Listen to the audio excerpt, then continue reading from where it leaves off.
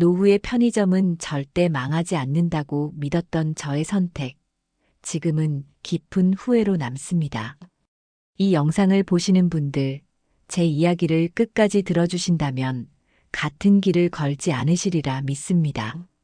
쓴 경험이 누군가에게는 발목을 잡아주는 밧줄이 되기를 바랍니다.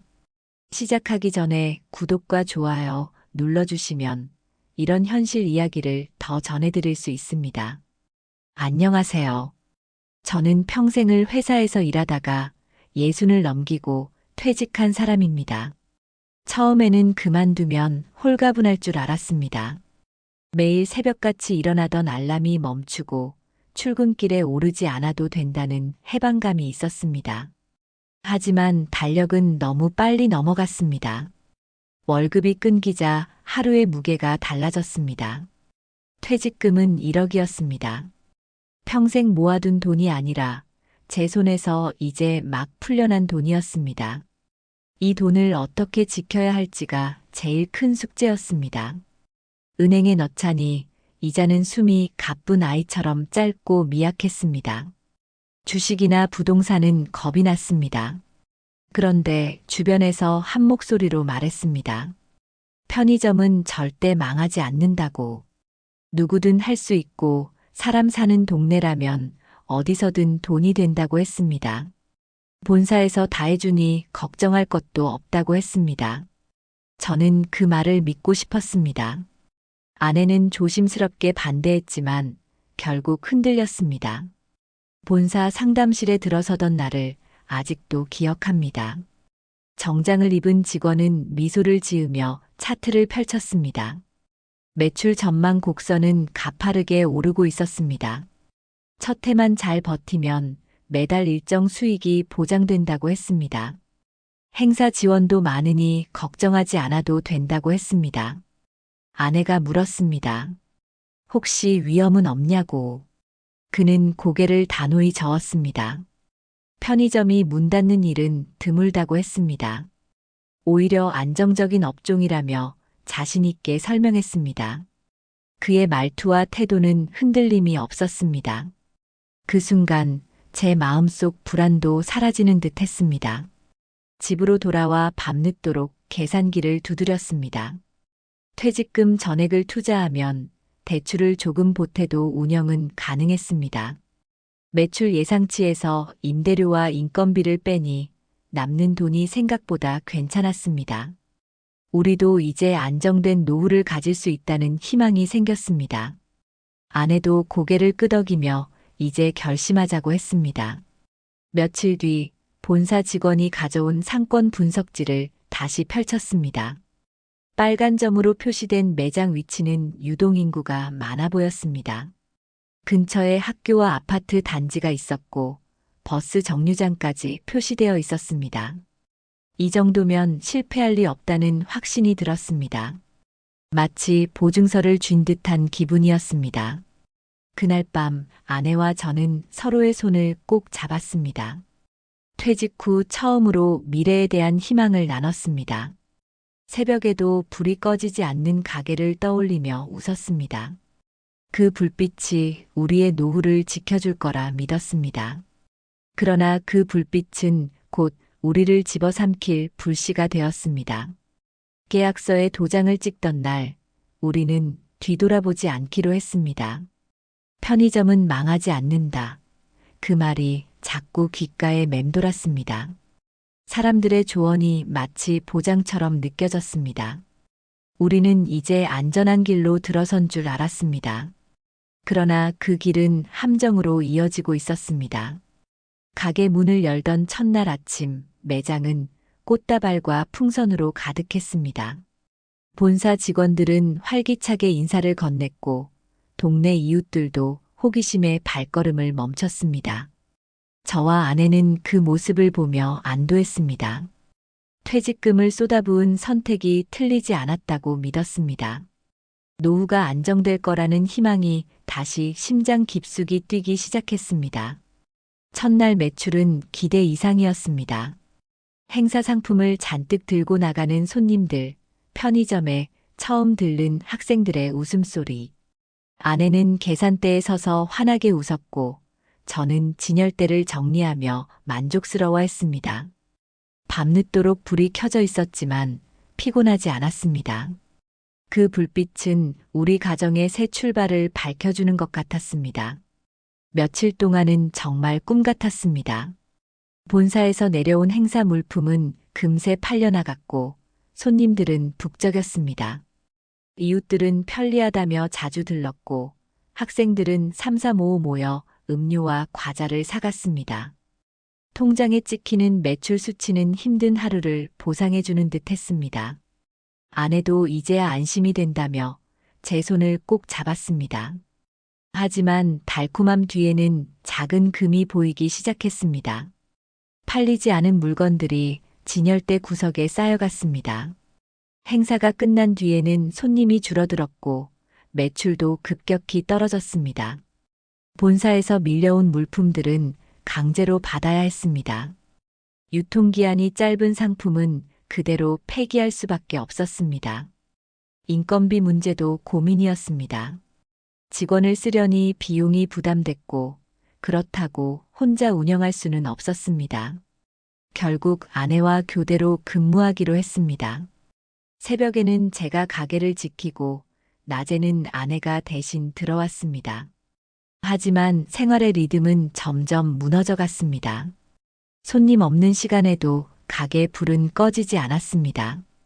전기세는 생각보다 컸고 매출은 예상만큼 따라주지 않았습니다.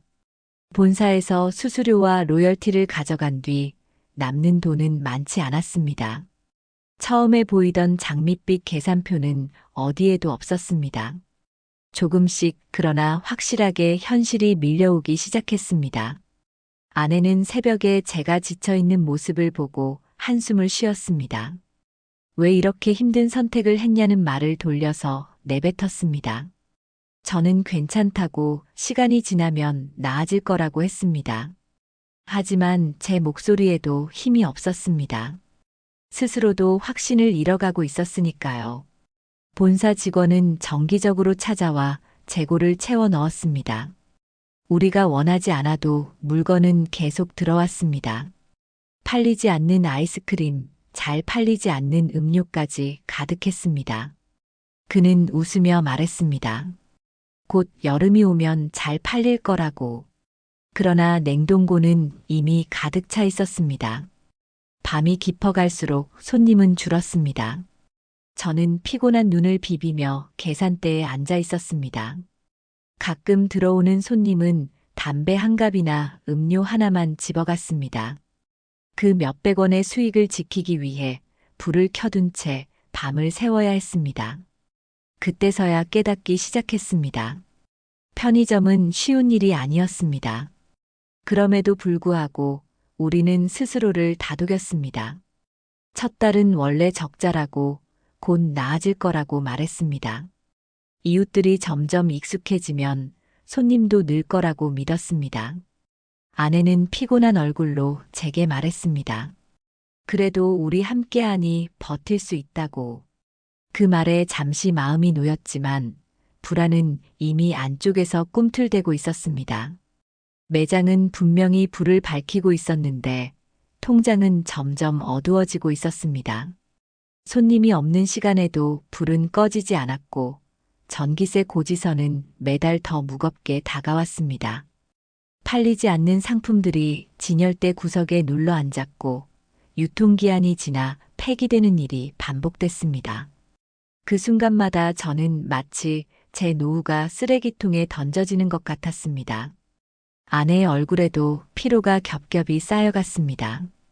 본사에서 가져온 재고는 우리가 원하지 않아도 채워졌습니다. 잘 팔리지 않는 음료와 과자가 줄줄이 들어왔고 반품은 불가능했습니다. 행사가 끝나면 손님 발길은 뚝 끊겼습니다. 그럼에도 본사 직원은 늘 같은 말만 했습니다. 조금만 버티면 괜찮아질 거라고. 하지만 그 말이 우리를 더 옥죄고 있다는 걸 그들은 몰랐습니다. 인건비 문제는 더 이상 미룰 수 없는 고민이었습니다.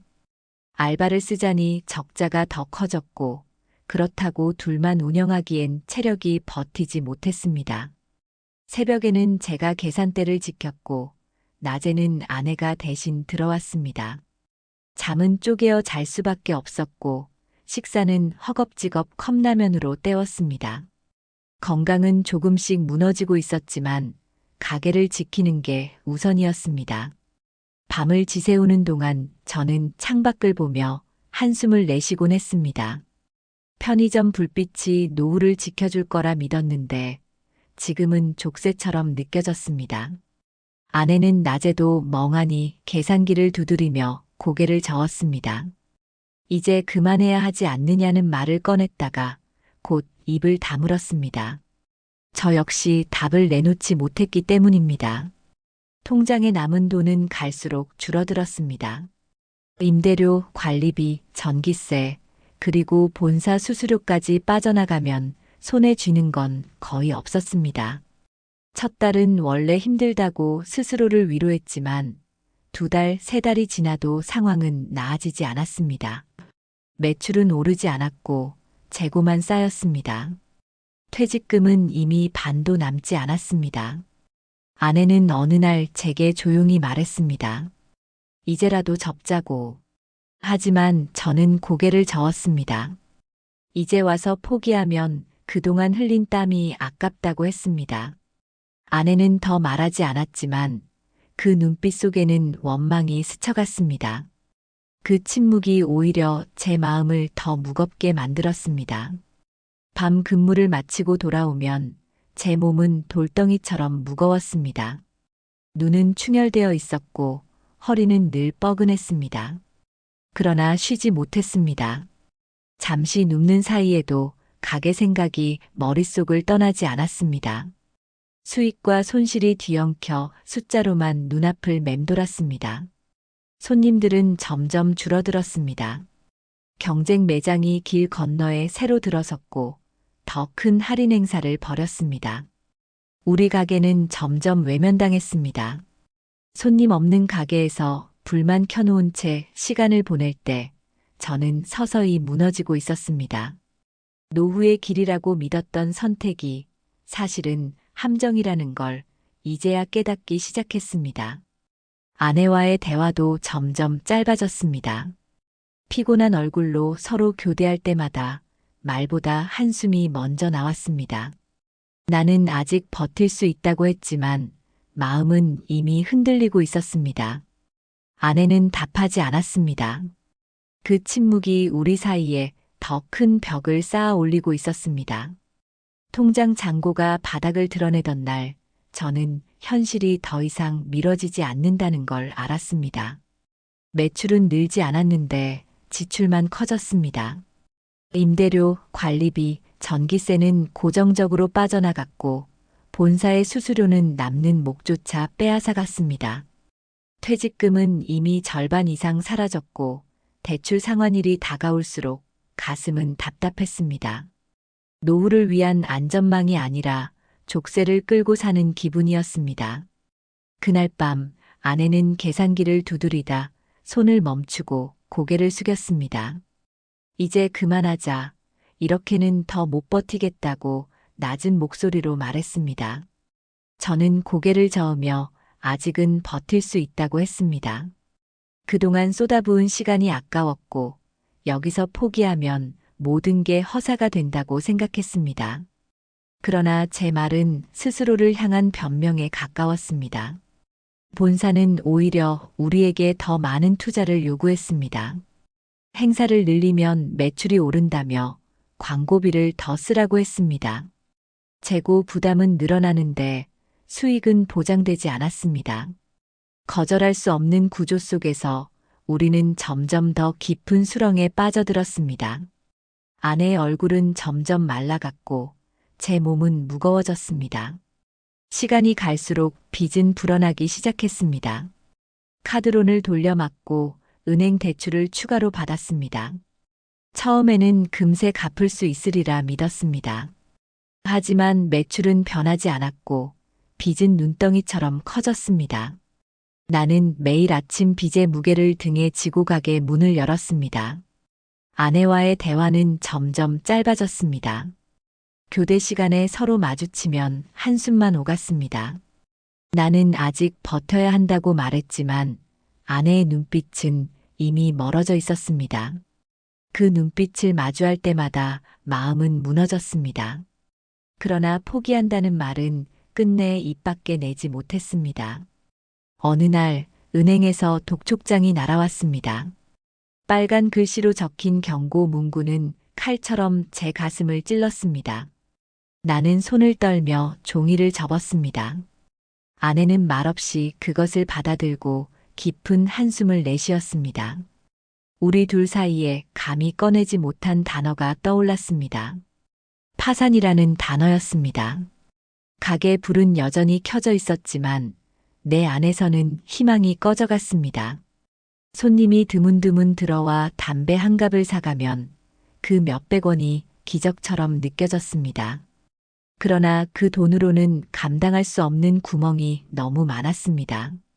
나는 계산대에 앉아 멍하니 화면 속 매출 숫자만 바라봤습니다.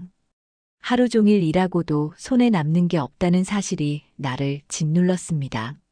아내는 점점 더 자주 포기를 말했습니다. 이제 그만 접자. 이렇게 살면 우리 둘 다 병든다고 말했습니다. 나는 아직도 아니라고 고집했습니다. 조금만 더 버티면 나아질 거라며 근거 없는 희망을 되뇌었습니다. 하지만 속으로는 알고 있었습니다. 끝이 가까워지고 있다는 것을. 어느 비 오는 밤 가게 문을 닫고 돌아가는 길이었습니다. 아내가 조용히 제 손을 붙잡으며 말했습니다. 우리는 지금 노후를 사는 게 아니라 노후를 갉아먹고 있다고. 그 말을 듣는 순간 가슴 한쪽이 무너져 내렸습니다. 그러나 대답은 끝내 나오지 않았습니다. 새벽 2시 저는 계산대에 앉아 있었습니다. 눈꺼풀은 무겁게 내려앉았고 다리는 의자 밑에서 파르르 떨렸습니다. 갑자기 가슴이 쿵 내려앉는 느낌과 함께 숨이 막혔습니다. 순간 정신이 아득해지며 의자에서 몸이 기울었습니다. 차가운 바닥에 손이 닿으며 겨우 정신을 붙잡았습니다. 아내가 교대하러 들어왔을 때 제 얼굴을 보더니 깜짝 놀랐습니다. 괜찮다고 했지만 목소리는 떨렸습니다. 아내는 울먹이며 병원에 가자고 했습니다. 그러나 저는 치료비와 시간을 걱정하며 고개를 저었습니다. 이틀치 매출로도 감당 못할 진료비가 떠올랐기 때문입니다. 건강은 점점 무너져 갔습니다. 허리는 늘 굽어 있었고 손목은 상품을 옮길 때마다 시큰거렸습니다. 잠은 하루 4시간도 채우지 못했고 먹는 건 대충 때우는 끼니뿐이었습니다. 아내 역시 얼굴이 눈에 띄게 야위었습니다. 밤샘과 스트레스가 겹쳐 눈 밑에는 짙은 그림자가 드리워져 있었습니다. 어느 날 아내는 컵라면을 젓다 젓가락을 떨어뜨렸습니다. 손이 덜덜 떨리고 숨을 크게 몰아쉬었습니다. 제가 급히 달려가 부축하자 아내는 고개를 떨군 채 말했습니다. 이러다 우리 둘 다 먼저 쓰러지겠다고. 그 말에 제 가슴은 더 깊게 무너졌습니다. 가게는 여전히 불을 밝히고 있었지만 우리의 몸은 꺼져가고 있었습니다. 그 불빛이 희망이 아니라 형벌처럼 느껴졌습니다. 손님이 들어와 음료를 집어들고 계산대에 올려놓을 때조차 미소가 나오지 않았습니다. 그저 기계처럼 계산기를 두드리고 다시 멍하니 앉아 있었습니다. 희망은 더 이상 우리 안에 없었습니다. 본사는 매출을 올릴 방법이 있다며 더 많은 행사 참여를 요구했습니다. 하지만 재고는 이미 창고를 가득 채우고 있었습니다. 팔리지 않는 상품들이 점점 늘어날수록 우리의 체력과 마음도 동반 추락했습니다. 언젠가 한 고객이 우리 가게에 들어와 조용히 말했습니다. 여기 왜 이렇게 분위기가 무겁냐고. 그 말은 칼처럼 박혔습니다. 가게 불빛은 여전히 환했지만 우리 얼굴에는 웃음이 사라진 지 오래였습니다. 아내는 하루에도 몇 번씩 묻곤 했습니다. 언제까지 이렇게 살아야 하냐고. 저는 대답하지 못했습니다. 무너져가는 몸과 함께 마음도 끝을 향해 달리고 있었으니까요. 저녁 무렵 잠시 의자에 앉아 창밖을 보았습니다. 비에 젖은 도로 위로 사람들의 발자국이 흩어지고 있었습니다. 그들은 제각기 자기 집으로 돌아가고 있었습니다. 하지만 우리에게 집은 더 이상 쉼터가 아니었습니다. 가게와 빚의 무게가 모든 공간을 지배하고 있었습니다. 결국 우리는 서로의 얼굴조차 제대로 바라보지 못했습니다. 아내의 눈에는 지친 슬픔만 남아 있었고 제 시선은 바닥만 헤맸습니다. 서로에게 기대야 할 노후가 서로를 갉아먹는 시간이 되어 있었습니다. 그 순간 저는 깨달았습니다. 돈을 잃는 것보다 더 무서운 건 마음을 잃는 것이었습니다. 그러나 이미 늦은 깨달음이었습니다. 어느 날 본사 직원이 다시 찾아왔습니다. 재계약 시기가 다가왔다며 새로운 조건을 내밀었습니다. 더 많은 물품, 더 높은 행사 참여율, 그리고 더 긴 계약 기간. 그는 말했습니다. 이번만 잘 넘기면 매출이 오를 거라고. 그러나 저는 그 말이 이제 위협처럼 들렸습니다. 아내는 그 자리에 앉아 종이를 한참 바라보다가 눈을 감았습니다. 더는 못하겠다고 조용히 말했습니다. 그 말은 오래전부터 제 마음속에 있던 목소리와 겹쳐 들렸습니다. 저는 고개를 숙였고 본사 직원은 당황스러운 얼굴로 우리를 바라봤습니다. 우리는 서명 대신 침묵으로 대답했습니다. 그날 밤 가게 불빛은 여전히 환했지만 마음은 이미 꺼져 있었습니다. 아내는 계산대에 앉아 한참을 말없이 앉아 있었습니다. 저는 상품 진열을 하다 말고 손을 멈췄습니다. 무엇을 채워 넣든 내일이면 다시 버려질 거라는 생각이 떠올랐습니다. 그 순간 모든 게 헛수고처럼 느껴졌습니다. 새벽 3시 손님이 한 명도 없는 매장에서 우리는 서로 마주 앉았습니다. 아내는 오랫동안 손가락을 꼼지락거리더니 결국 제 손을 잡았습니다. 이제 그만하자. 그 말은 울음처럼 떨렸습니다. 저는 눈을 감고 깊게 숨을 들이마셨습니다. 그리고 천천히 고개를 끄덕였습니다. 결심이 내려지는 순간 긴장이 풀린 듯 눈물이 흘렀습니다. 아내도 울음을 삼키며 제 손을 더 세게 잡았습니다. 우리는 그렇게 가게 문을 닫기로 결정했습니다. 더 이상 버틸 수 없었고 버틴다고 달라질 것도 없었습니다. 노후를 지키려던 선택이 이제는 우리를 구속하는 쇠사슬이었으니까요. 며칠 뒤 마지막 영업을 하는 날이 왔습니다. 단골 몇 명이 와서 아쉬움을 전했지만 그 말들이 위로가 되지는 않았습니다. 진열대가 비어가는 모습을 보며 마음도 비워졌습니다. 마지막 계산을 마친 뒤 아내와 함께 불을 껐습니다. 순간 매장은 깊은 어둠 속으로 가라앉았습니다. 밖으로 나오자 차가운 밤 공기가 얼굴을 스쳤습니다. 불 꺼진 간판이 머리 위로 내려다보았습니다. 그동안 우리의 희망을 밝히던 불빛이 이제는 사라지고 있었습니다. 저는 아내 어깨에 손을 얹고 한참을 서 있었습니다. 말은 나오지 않았지만 그 침묵이 모든 것을 말해주고 있었습니다. 집으로 돌아가는 길, 발걸음은 무겁고 어깨는 더 무거웠습니다. 그러나 한편으로는 알 수 없는 해방감도 있었습니다. 더 이상 새벽마다 불을 켜고 앉아 있을 필요가 없다는 사실. 빚은 여전히 남아 있었지만 더 이상 속고 매달릴 이유는 없었습니다. 우리는 쓰러져서라도 벗어나야 했습니다. 그날 밤 집에 돌아와 조용히 앉아 있었습니다. 아내가 말했습니다. 우리는 실패했지만 그래도 아직 살아있다고. 그 말에 저는 처음으로 깊게 숨을 내쉬었습니다. 노후의 길은 무너졌지만 아직 걸을 발은 남아 있었습니다. 그것이 우리가 붙잡아야 할 마지막 희망이었습니다. 며칠 뒤 공사 인부들이 가게로 들어왔습니다. 철거를 위해 진열대를 해체하고 간판을 떼어냈습니다. 환하게 빛나던 불빛이 떨어져 나가는 순간 제 마음도 함께 무너져 내렸습니다. 아내는 한쪽에 서서 입술을 깨물며 눈을 감았습니다. 우리가 붙잡았던 노후의 희망이 철거 폐기물처럼 던져지고 있었습니다. 가게 안은 텅 비어갔습니다. 한때 물건들로 가득하던 진열대 자리는 먼지와 빈 자국만 남았습니다. 냉장고는 전기가 끊겨 싸늘했고 계산대 위에는 오래된 영수증만 흩어져 있었습니다. 그 앞에 앉아있던 나 자신이 헛개비처럼 느껴졌습니다.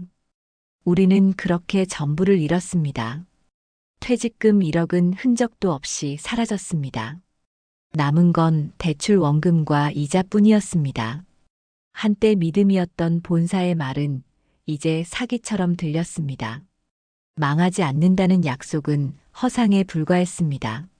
노후를 지키려던 우리 부부는 오히려 노후를 바쳤습니다. 집으로 돌아오는 길 발걸음은 비틀거렸습니다.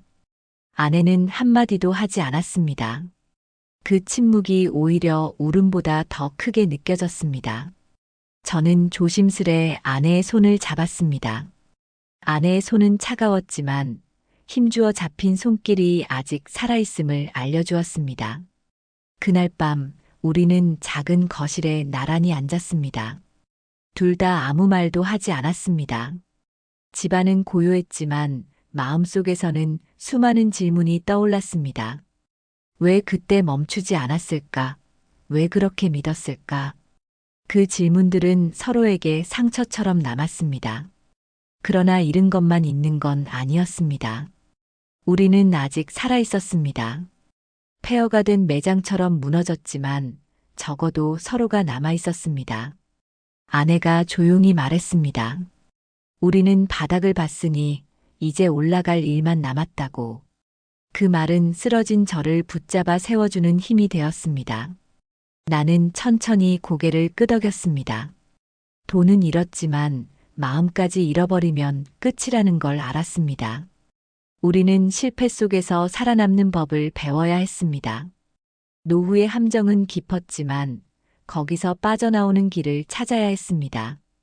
그게 남은 인생을 지키는 마지막 길이었습니다. 창밖에는 달빛이 비치고 있었습니다. 그 빛은 가게 간판 불빛과는 달랐습니다. 차갑지만 솔직했고 가식 없는 빛이었습니다. 저는 창가에 서서 오랫동안 달빛을 바라봤습니다. 이제는 불빛이 아니라 달빛처럼 살아야 한다고 스스로에게 말했습니다.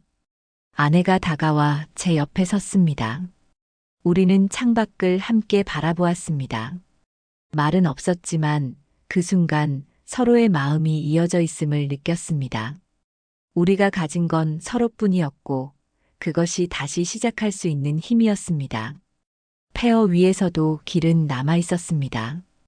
가게를 잃은 뒤 우리는 다시 일상을 꾸려야 했습니다. 아내는 복지관에서 작은 일을 시작했고 저는 마트에서 아르바이트를 구했습니다. 퇴직금을 모두 날린 뒤였지만 여전히 먹고 살 길은 필요했습니다. 비록 초라했지만 일할 수 있다는 사실이 우리를 버티게 했습니다. 노후는 편안해야 한다고 믿었지만 우리는 다시 노동 앞에 서 있었습니다. 처음엔 자존심이 상했습니다. 나이 60이 넘은 내가 젊은 관리자, 지시에 따라 물건을 나르고 있다는 게 서글펐습니다. 그러나 이내 깨달았습니다. 자존심보다 중요한 건 살아가는 힘이라는 걸요. 아내도 고개를 끄덕이며 말했습니다. 그래도 이렇게라도 다시 숨 쉬는 게 다행이라고.